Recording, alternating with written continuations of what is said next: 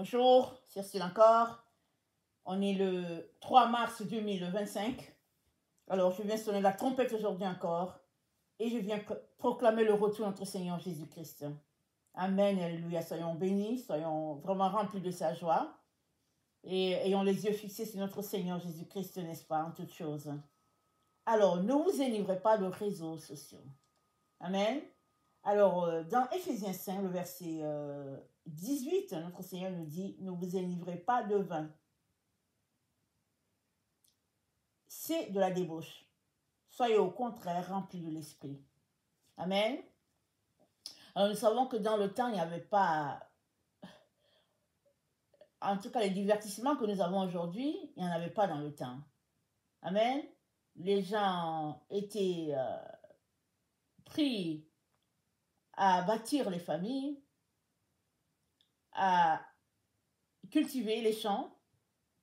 C'est-à-dire les conditions de l'homme étaient assez rudes et les gens avaient le temps, n'est-ce pas, pour affronter les forces de la nature et trouver à manger.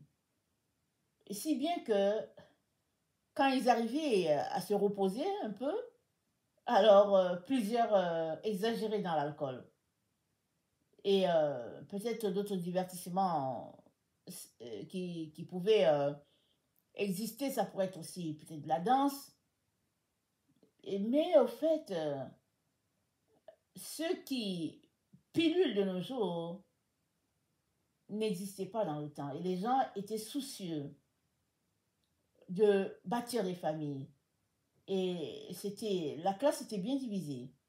Les femmes élevaient les enfants et les hommes allaient au champ.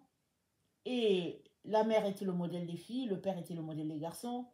Si bien que ceux-là qui sortaient en dehors de ce schéma-là, n'est-ce pas, allaient plutôt se divertir dans l'alcool. Et puis souvent ce qui arrivait, c'est que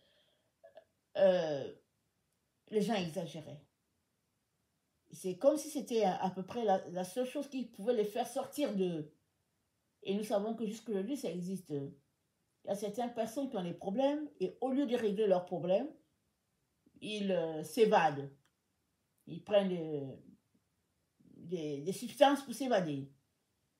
Et notre Seigneur nous dit, c'est pas ça qui devrait nous remplir. C'est le Saint-Esprit qui devait nous remplir. Amen. Pourquoi? Parce que chaque personne est appelée à être maître, à être au contrôle de sa personne. Dans Proverbe 25,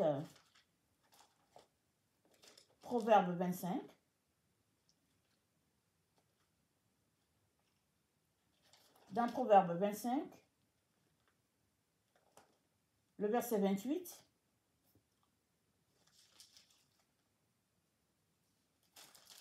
c'est dit,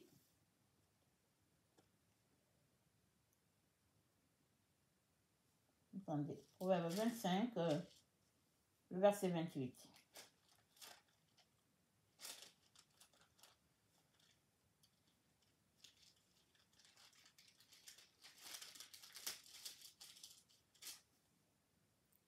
C'est dit, comme une ville forcée et sans muraille, ainsi est l'homme qui n'est pas maître de lui-même. Comme une ville forcée. Et nous savons que quand une ville est forcée, on dit il y a guerre, et puis tel pays allait conquérir tel autre, ou bien telle contrée est victime, n'est-ce pas, de l'envahissement de tel autre peuple, et quand c'est pour une personne, cette personne se fait contrôler, amen, par d'autres. Genre, tu veux rester dans ta quiétude, mais autre chose vient pour gérer ta vie. Et pour cela, tu as besoin de repousser, n'est-ce pas, l'adversaire. Dans le temps, quand on lit sur l'histoire des pays, ils avaient toujours un mur. Le mur, c'est ça qui les séparait des autres peuples. Et les murs, c'était la barrière à ne pas franchir. Et quand deux pays étaient en guerre, ou bien quand un pays ne voulait pas se faire assiéger, alors il n'ouvrait pas ses portes. Et encore, il y a eu la guerre entre la Syrie et puis Israël, c'est raconté dans la Bible. Et la Syrie est venue assiéger Israël. Israël a fermé ses portes, ses murs. Alors, la Syrie est juste restée en avant de l'entrée d'Israël afin qu'Israël ne puisse pas sortir pour aller se ravitailler en vivres. Et les gens étaient là, ils ont mangé ce qu'il y avait. Et finalement, ils ont commencé à avoir des manques. Et le peuple a commencé à s'en prendre, n'est-ce pas, au roi d'Israël. Et puis le peuple a commencé à se comporter de manière dépravée, parce que tout ce qu'il trouvait, il mangeait. Et c'était une situation vraiment désastreuse. Et c'est 2 lépreux, je ne sais pas si c'est 2 ou 4, qui ont sauvé Israël. Parce que vous savez, les lépreux, ils sont séparés des autres, ils sont mis à l'extérieur. Et c'est la famille qui peut leur apporter à manger dans le camp où ils sont isolés. Alors, si la famille ne peut pas sortir pour leur apporter à manger, voilà, les lépreux, ils vont périr. Alors, ils se sont parlé entre eux, ils ont dit, si nous restons ici, nous allons périr. Si nous allons aussi dans le camp des Syriens, on va aussi périr, ils peuvent nous tuer. Mais qu'est-ce qui est mieux? Il est mieux d'aller, et puis si on meurt, ben au moins on serait mort parce qu'on cherchait de la nourriture. C'est comme ça que les lépreux se sont levés en marche en direction du camp des Syriens afin de pouvoir soutirer un peu de nourriture pour eux-mêmes. Et c'était le cri de victoire, n'est-ce pas, que l'Éternel attendait. Parce que chaque pas d'un lépreux, n'est-ce pas, sonnait comme les chars avec les chevaux. Et les Syriens ont entendu ces pas qui étaient des pas vraiment, des pas au galop, des pas grandioses. Et les Syriens ont pris la fuite. Ils ont dit, Israël est en train de nous attaquer, ils vont nous terminer. Israël a pris la fuite. La Syrie a pris la fuite. Alors en fuyant, ils ont laissé tomber leurs objets, de l'or et puis plein de pièces précieuses, de l'argent, de la nourriture. Alors les lépreux se sont servis, ils sont allés déposer dans leur camp, ils sont retournés, ils se sont servis encore. Et finalement, ils se sont dit, ce serait mal fait si on n'informait pas le roi de ce qui se passe. Alors, maintenant ils se sont fait une bonne réserve, ils sont allés informer le roi. Et c'est comme ça qu'Israël est venu aussi et qu'Israël a pu crier victoire et puis posséder tout ce qu'il y avait, n'est-ce pas? Alors, tout cela pour expliquer ce que ce passage de Proverbe est en train de nous dire. Il est en train de nous dire, comme une ville forcée et sans muraille, ainsi est l'homme qui n'est pas maître de lui-même. Et c'est tout ce que l'ennemi aimerait, te priver de ta maîtrise de soi, te priver d'être au contrôle de ta propre vie. Même Jésus n'a jamais envahi ta vie. Pour ceux-là qui ont une relation avec Jésus, Jésus n'envahit pas la vie des gens. Il attend que tu l'invites et il te souhaite fortement de venir parce qu'il sait comment il va t'aider. Mais si tu refuses, il ne va pas envahir ta vie. il va toujours attendre que tu lui dises, Seigneur, viens. Et si maintenant le temps est passé, alors ce serait dommage pour toi qu'il ait couru après toi, et puis finalement, il arrive un temps qui soit passé dans le sens que tu n'es plus capable d'entendre la voix de ton Seigneur. Parce que ton mur a été forcé par les choses de la vie, les préoccupations de la vie. Si bien que Jésus-Christ te parle qu'il n'est plus capable de distinguer même sa voix. Un écho lointain, ou bien c'est un écho qui sonne comme un brouhaha, alors que c'est la voix de ton Seigneur que tu n'arrives pas à reconnaître. Voilà pourquoi le Seigneur te dit, ne t'enivre pas de réseaux sociaux. C'est-à-dire, ça court les rues. Si c'est pas Facebook, c'est Internet, c'est Instagram, je ne sais même pas, je ne les connais pas tous. Et on peut en nommer, WhatsApp, et on nomme, et puis on n'en finit pas de nommer. Alors quand on finit de parler avec une personne ici, on parle avec l'autre. Il y en a qui ont 2, 3 cellulaires, et puis bon, ils sont là, ça dit, c'est l'abondance dans la dépravation. L'abondance dans le fait de parler. Or, la Bible dit, celui qui parle beaucoup ne manque pas de péché.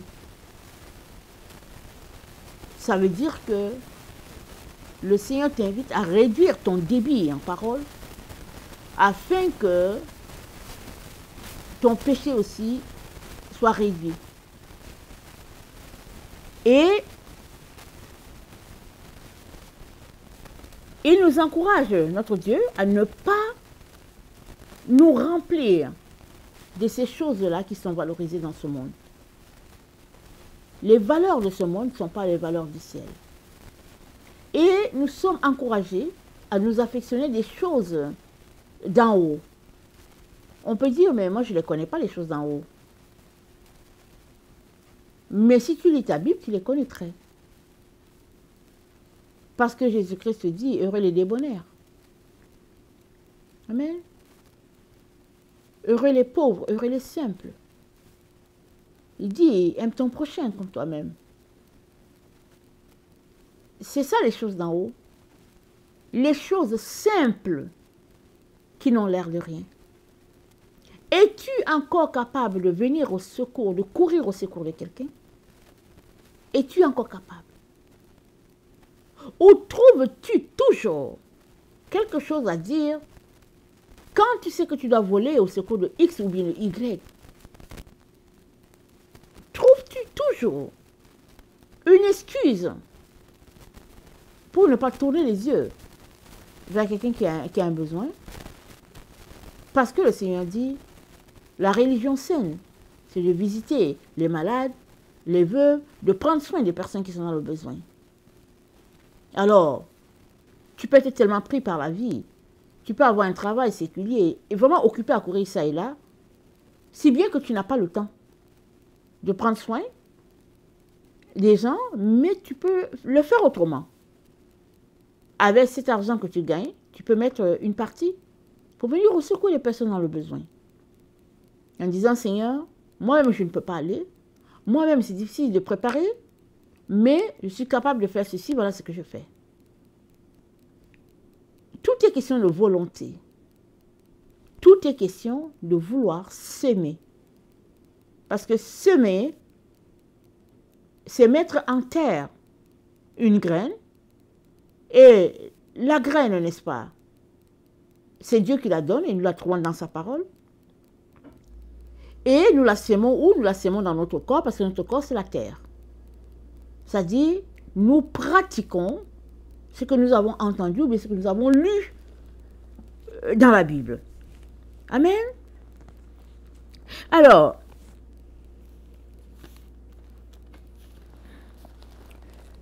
dans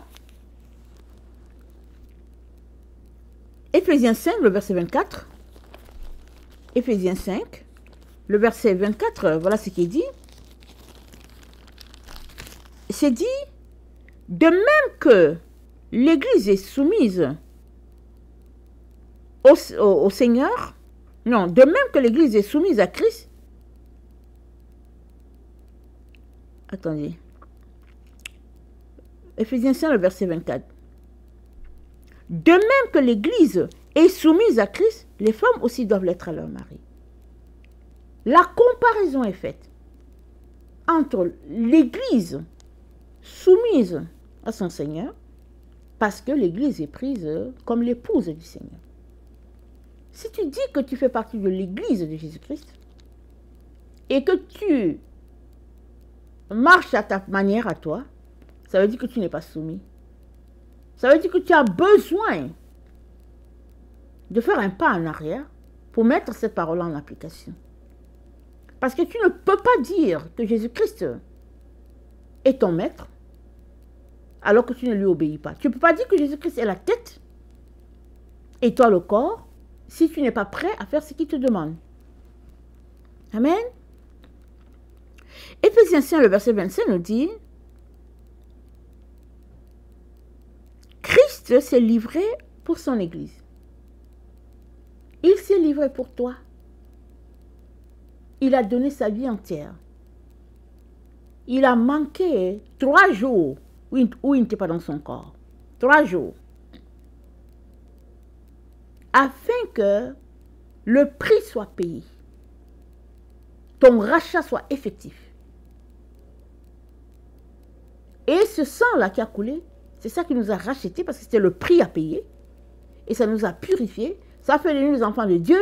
Et ça va faire de nous également ceux qui vont ressusciter, n'est-ce pas, à la gloire de Dieu. Voilà ce que Jésus-Christ a fait. Et il te demande de marcher selon les instructions. Parce que tu ne peux pas faire partie du corps et ne pas marcher selon les instructions que le Seigneur a pour toi. Ce n'est pas possible. Alors, dans Proverbe 13, le verset 20, excusez, on va passer les passages, on va regarder certains passages. Proverbe 13, le verset 20, ça dit, celui qui fréquente les sages devient sage. Celui qui se plaît avec les insensés s'en trouve mal. Si tu fréquentes Jésus, tu seras sage. Si tu passes ton temps sur les réseaux sociaux, un jour tu seras appelé insensé. Parce que Jésus-Christ t'a visité, il a donné tout ce qu'il y avait pour toi, et toi tu as préféré autre chose, et à la fin de ta vie, tu vas tout simplement voir que, tiens, j'ai marché avec lui, je lui ai tourné le dos, et il est trop tard. Il est trop tard. Donc, si tu marches avec les sages, tu seras sage. Et il n'y a pas plus sage que notre Seigneur Jésus.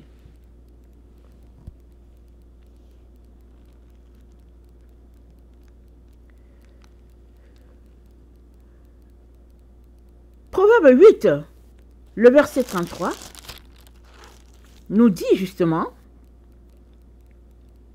écoutez l'instruction pour devenir sage. Ne la rejetez pas.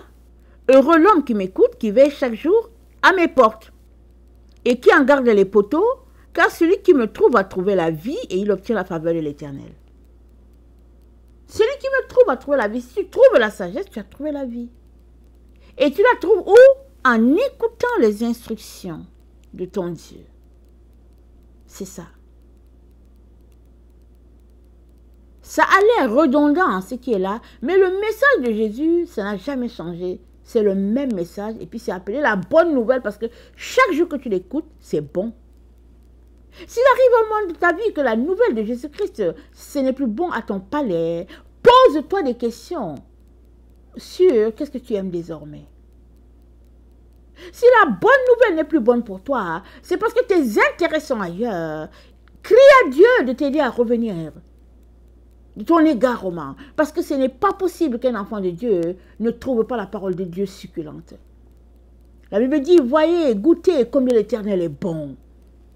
Et Dieu n'a pas changé d'être bon qu'on soit au XXIe siècle, ou bien, si on fait partie du 1er siècle. Ceux du 1er siècle ont goûté la bonté de l'Éternel. Ceux qui étaient avant notre ère ont goûté la bonté de Dieu, parce qu'en ce temps, Jésus n'était pas encore venu. Et aujourd'hui encore, Jésus est encore bon. Amen. Ce 3 mars 2025. Toujours, Dieu est bon. Et tu as besoin de te délecter de sa parole pour pouvoir garder tes murs bien là, sans qu'ils viennent à être violés. Amen. Jean 17, le verset 19. Jean 17, le verset 19.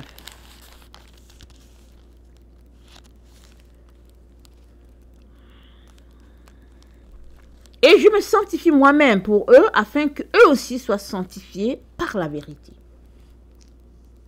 C'est la vérité qui nous sanctifie. C'est la vérité qui nous donne de nous séparer de tout ce qui est mondanité. C'est la vérité. Et où se trouve la vérité? La vérité se trouve dans la parole de Dieu. Nous avons, dans Jean 17, n'est-ce pas? Le verset 17, Jésus-Christ dit, sanctifie-les par ta vérité, ta parole est la vérité. Jésus-Christ dit, je me suis sanctifié pour eux, pour que la vérité soit en eux. Et il dit, c'est la parole de Dieu qui est la vérité. Ça veut dire que si tu cherches la vérité, ne la cherche pas en dehors de la parole. La parole de Dieu est la vérité. Maintenant, si tu cherches ta vérité en dehors, tu es dans le leurre. Tu es en train de courir en vain.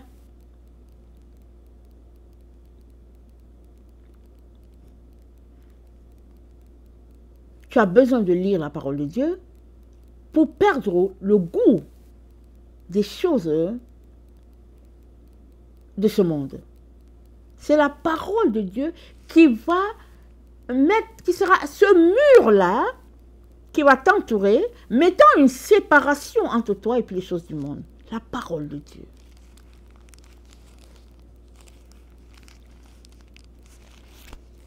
Éphésiens 6, le verset 13 dit, c'est pourquoi prenez toutes les armes de Dieu afin de pouvoir résister dans les mauvais jours et tenir ferme après avoir tout surmonté. Prenez toutes les armes de Dieu. Et toutes les armes, c'est dans la Bible. Toutes les armes sont dans la Bible. Toutes les âmes sont teintées de vérité. Et c'est à toi de les prendre. Dieu peut te dire, voici les armes, elles sont là. Voilà comment les appliquer. Mais si tu ne les prends pas, c'est toi qui es en train d'être dans l'erreur. Dans les temps anciens, quand les gens allaient en guerre, il fallait voir comment ils étaient habillés. Et puis, il faut regarder leur bouclier, c'est-à-dire c'était la ferraille, afin que la flèche ne les pénètre pas. Et rapporter cette image au niveau spirituel. Et il est important que tu puisses mettre ton casque sur la tête, le zèle de l'évangile à tes pieds, n'est-ce pas? Porter la cuirasse de justice, la ceinture de vérité, le bouclier de la foi d'une main, l'épée de l'esprit de l'autre, afin d'éteindre tous les traits enflammés de l'ennemi. Il est important que tu puisses t'habiller, prendre les armes et être prêt, vraiment, en position de soldat, habillement soldat. Voilà ce que le Seigneur t'encourage à faire. Il dit, afin de résister dans les mauvais jours. Nous sommes dans les mauvais jours. Nous sommes dans les mauvais jours. Parce que, dans 2 Timothée 4, au verset 3, c'est dit que, car il viendra un temps où les hommes ne supporteront pas la saine doctrine, mais ayant la démangeaison d'entendre des choses agréables, ils se donneront une foule de docteurs selon leurs propres désirs, détourneront l'oreille de la vérité et se tourneront vers des fables. Mais toi, sois sobre en toutes choses. Combien on aime les fables aujourd'hui? Combien les gens prospèrent en racontant des histoires?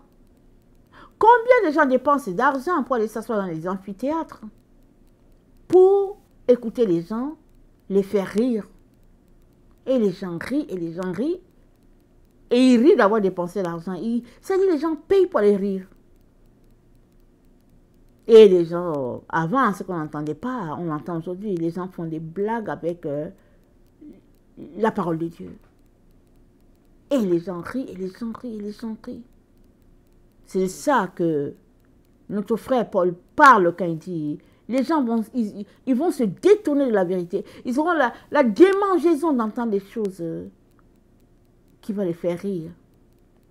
Mais toi, mets ton mur. Élève ton mur afin qu'il y ait une séparation entre ces choses-là et les choses de Dieu. Élève ton mur. Ne te laisse pas envahir, ne te laisse pas pénétrer. Mets ton bouclier. La foi. C'est ça ton bouclier, la foi. Parce que tu peux t'arrêter pour dire que ouais, mais la situation est trop compliquée, comment je veux faire? Non, c'est Jésus-Christ qui combat pour toi. Mais toi, mets ton bouclier. C'est la foi. Avance par la foi, sachant que ton Rédempteur vit.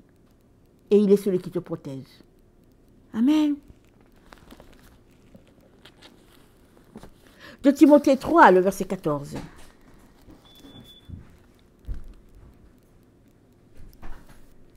De Timothée 3, le verset 14. C'est dit, toi, demeure dans les choses que tu as apprises et reconnus certaines, sachant de qui tu les as apprises. Dès ton enfance, tu connais les saintes lettres qui peuvent te rendre sage à salut par la foi en Jésus-Christ. Demeure dans ces choses-là. Demeure là-dessus. Alors, tu as le choix, n'est-ce pas? Tu as le choix. De dire, ok, moi je vais adapter l'évangile et puis me retrouver dans une situation qui m'arrange. Ou bien, tu vas dire, ok Seigneur, aide-moi à me conformer à ce que tu attends de moi parce que tout est pour ta gloire et puis tout est pour mon bien. Amen.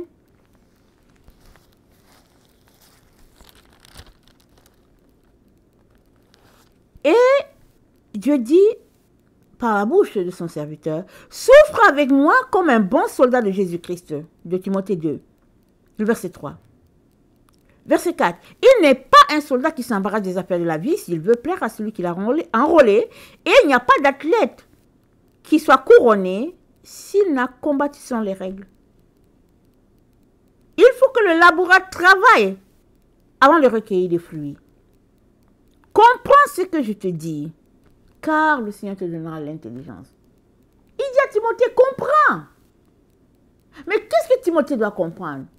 Timothée doit comprendre que s'il ne combat pas dans les conditions établies par Dieu, il n'y aura pas de fruits, il n'y aura pas de résultats, et lui-même ne se retrouvera pas dans la présence de Dieu. Voilà pourquoi il lui dit, sois intelligent. Il lui dit, souffre avec moi.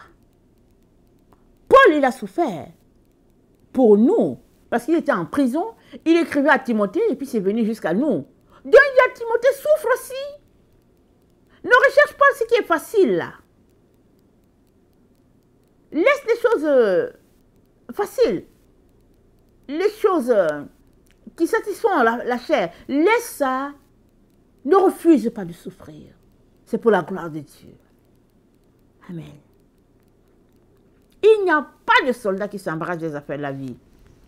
Et même dans les cohortes, n'est-ce pas, des différentes armées, si on se rend compte qu'il y a une clique de soldats là, qui sont là, qui veulent juste s'amuser, ils ont l'œil sur eux. Les officiers supérieurs ont l'œil sur eux pour dire, ceux-là, il faut qu'on les regarde bien. Est-ce qu'ils vont livrer la nation un jour?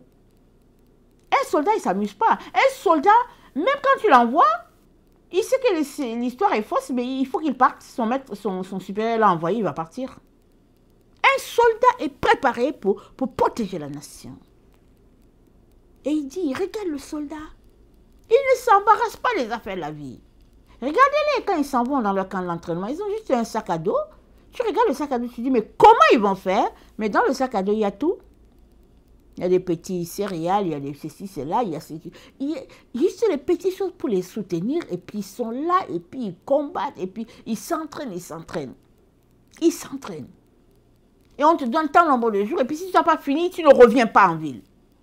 Ils sont là, et puis même quand ils sont là, il faut qu'ils s'entraînent, ils doivent s'entraîner. Tu as tant nombre, c'est-à-dire que tu dois faire ce tu dois faire, tu t'entraînes.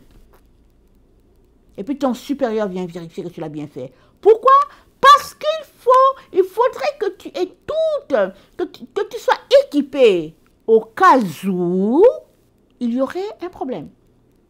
Au cas où l'ennemi voudrait envahir tes murs, les murs de la nation, que la nation puisse compter sur toi. Voilà pourquoi les soldats ne s'embarrassent pas des affaires de la vie. Alors, si des exemples terre à terre comme ça, on les comprend, à combien plus forte raison devons-nous comprendre, n'est-ce pas, que le royaume des cieux, ce n'est pas le royaume de ce monde. Et là-bas, la vie est sainteté et pureté. Et nous devons nous efforcer, n'est-ce pas, pour laisser les voies des plaisirs et embrasser la voie de la rectitude, la voie où on apprend à être soumis à Dieu, on apprend à lui obéir, on apprend à se concentrer sur ce qui est essentiel. Et c'est la parole de Dieu. Amen. Parce que la Bible dit que le visage de Christ, se trouve dans la parole de Dieu. Or, Christ, c'est le visage de Dieu. Christ est venu nous révéler le Père et le visage de Christ se trouve dans la parole. Donc, pendant que tu lis la parole et que tu la médites, alors le visage de Christ, n'est-ce pas, t'est révélé. Là, alors que tu lis. Parce que tu vas voir son caractère paisible, tu vas voir, n'est-ce pas, son amour, tu vas voir sa miséricorde, tu vas voir sa douceur. Et puis, tu vas continuer de lire. Plus tu vas lire, tu vas voir cela. Ça va venir en surface. Tu vas le voir. Et c'est de ça que nous devons nous imprégner. Et c'est de ça que nous devons bâtir notre mur. Afin de ne pas nous laisser envahir. Or, les réseaux sociaux ont été conçus à dessein. Pour t'empêcher, n'est-ce pas, de te concentrer sur ton Dieu. Mais toi, tu dois aller à l'encontre de cela. Amen. Que le Seigneur bénisse sa parole et que tu puisses prendre les meilleures décisions, celle-là de ne pas laisser tes murs, n'est-ce pas, se briser, tes murs être envahis. Et je termine juste par ce verset-là que nous connaissons depuis hier, nous l'avons étudié, mais aujourd'hui on l'a étudié. C'est le Proverbe 25, le verset 28. Comme une ville forcée et sans muraille, ainsi est l'homme qui n'est pas maître de lui-même. Et le Seigneur aimerait que tu sois maître de toi-même. Amen. Que le Seigneur bénisse sa parole. Amen. Alléluia.